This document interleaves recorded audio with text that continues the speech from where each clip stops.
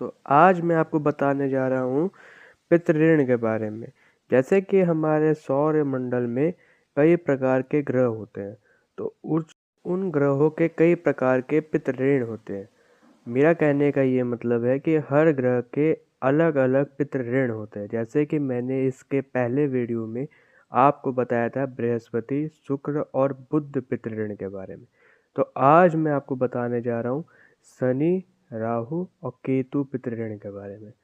तो अगर मैं शनि का पितृऋण के बारे में बताऊं, तो शनि के पितृऋण में अगर सूर्य और चंद्रमा 10वें और 11वें भाव में हो तो ये शनि का पितृऋण बना देता है।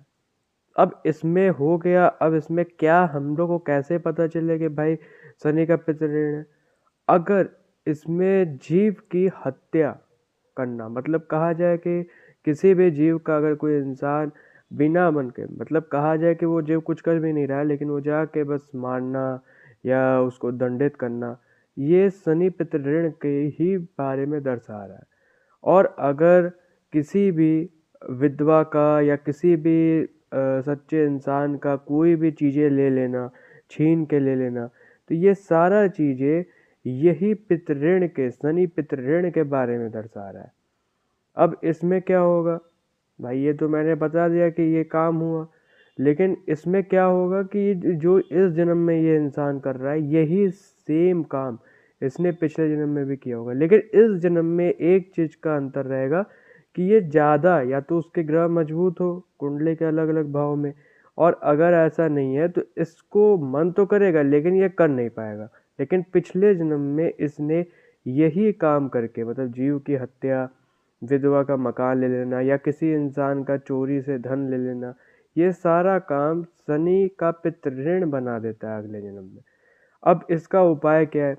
तो अगर मैं उपाय की बात करूं, तो उपाय में क्या है कि वो अपने पूरे खानदान में, मतलब जो भी उससे रिलेटिव है, खून के संबंधी है, उनसे पैसा को इकट्ठा करके, और मजदूर, जैसे कोई भी लेबर है, मजदूर है या कोई अपंग व्यक्ति है, या मतलब कहने का ये मतलब है कोई भी गरीब इंसान को बैठा करके खाना खिलाना, जितना हो सके उतना। लेकिन हाँ, ये नहीं कि अब वो पूरे खानदान से मजे का पैसा ले लिया और उससे करवा रहा है। कहने का ये मतलब है कोई पूरे खानदान में कम ही रुपया दे।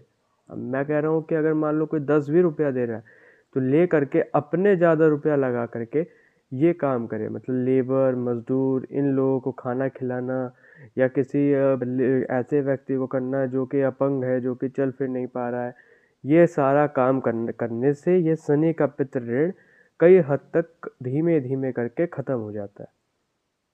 तो अब अगर मैं बात करूं राहु का पितृऋण के बारे में, तो इसमें क्या है, इसमें भी अगर देखा जाए तो सूर्य, शुक्र और मंगल अगर 12वें भाव में हो, 12वां भाव यानी कि ये एक तरह से कहा जाए कि रोग का ही देखा जाता है, तो 12वें भाव में अगर हो तो ये एक शनि का पितृऋण तो नहीं बना पाएगा, क्योंकि शनि अगर इसमें होता तो नहीं बनेगा।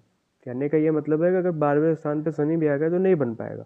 लेकिन अगर सूर्य, शुक्र और मंगल रहेगा तो ये राहु का पितृऋण बना देगा। अब इसमें क्या है, इसमें ये है कि कारण क्या है, जैसे ससुराल वालों को धोखा दे देना। भाई कोई भी, चाहे लड़का हो चाहे लड़की हो, धोखा देना मतलब कि झूठ बोलना या बेवकूफ़ बनाना, या नाना को धोखा दे देना, नाना का चीज़ें छीन लेना, या बूढ़े हो गए नाना, अब उनका कोई देख रेख करने वाला नहीं है तो उनका सारा चीज़ें छीन करके अपने नाम करके काम करना। और इसका निशानियाँ कैसे हम लोग को पता चलेगा कि भाई इस व्यक्ति का राहु का पितृऋण है? भाई मान लो उसके पास कुंडली नहीं है, ठीक है, लेकिन हम लोग को कैसे पता चलेगा कि उसके ये राहु का पितृऋण लग रहा है? इसमें सबसे बड़ा निशानी ये है कि उसका घर कब्रिस्तान के ऊपर होना। मतलब कब्रिस्तान कहने का ये मतलब कोई ना कोई नीचे, मतलब जिसका किया गया हो और उसके ऊपर घर बन गया हो। और क्या है कि बड़े बुजुर्ग का निंदा करना, सही से नहीं बात करना, दहलीज के नीचे गंदे पानी का जाना, मतलब कहा जाए कि ज़मीन के नीचे गंदे पानी का निकलना, अचानक से धन की हानि हो जाना, मतलब जैसे सब चीज़ें चलते चलते अचानक से सारा पैसा गायब, ख़त्म हो गया। ये कई हद तक राहु का पितृऋण दर्शाता है। अब इसका उपाय क्या है? इसमें उपाय यही है कि वो व्यक्ति कुल खानदान मतलब कहा जाए खून संबंधी जितने भी लोग हैं उनसे एक एक से नारी ले करके और एक ही दिन में एक ही स्थान पे जल पे बहाए। मतलब कहने का ये मतलब है कि नारियल खरीद करके खून संबंधी लोगों के साथ और उसको जल से बहाए ताकि वो चलते मतलब कहा जाए कि जल भी ऐसा होना चाहिए कि जो रनिंग वाटर हो मतलब कहा जाए कि बहते हुए पानी में बहाए। तो ये राहु पितृ ऋण को कई हद तक खत्म कर देगा मतलब कहा जाए कि कम कर देगा। अब अगर मैं बात करूं केतु पितृ ऋण के बारे में, तो अगर किसी व्यक्ति का केतु पितृ ऋण है तो उसमें क्या होगा कि चंद्रमा मंगल छठवें भाव में बैठे होंगे। छठवां भाव वही रोग स्थान। अब इसमें क्या होगा कि भाई वो पिछले जन्म में कहीं ना कहीं कुत्तों का दिक्कत किया होगा मतलब कहने का ये मतलब है कि कुत्तों को मरवाया होगा, बेवजह मरवा देना। ठीक। दूसरे की जैसे कोई भी औलाद है नर है मतलब कहा जाए कि लड़का है उसको मरवा देना, नष्ट करना मतलब अपने अंश को बढ़ाना। ठीक। निशानियाँ क्या क्या है भाई इस जन्म में कैसे पता चलेगा कि उसका ये सब चीज़ें। इसका सबसे बड़ी निशानियाँ यही है कि उसके पेशाब के संबंधी उसको बीमारी रहेगी। ठीक। और क्या रहेगा कि बच्चों को अचानक मतलब बच्चों का अचानक मृत्यु हो जाना। अब इस जन्म में उसका बच्चा रहेगा चाहे लड़की हो चाहे लड़का, तो बच्चों का अचानक से मर जाना, कान की बीमारी हो जाना।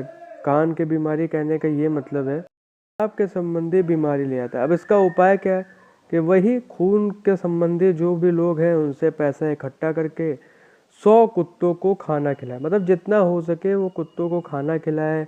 ऐसे व्यक्ति का हेल्प करे जो कि अपंग हो। और खाना मतलब ये नहीं कि एक ही दिन खिला दिया मतलब बार बार खाना खिलाना। ये सारा चीज़ें से ये जो पितृऋण है केतु का पितृऋण कई हद तक शांत हो जाता है। तो आज के लिए दोस्तों इतना ही।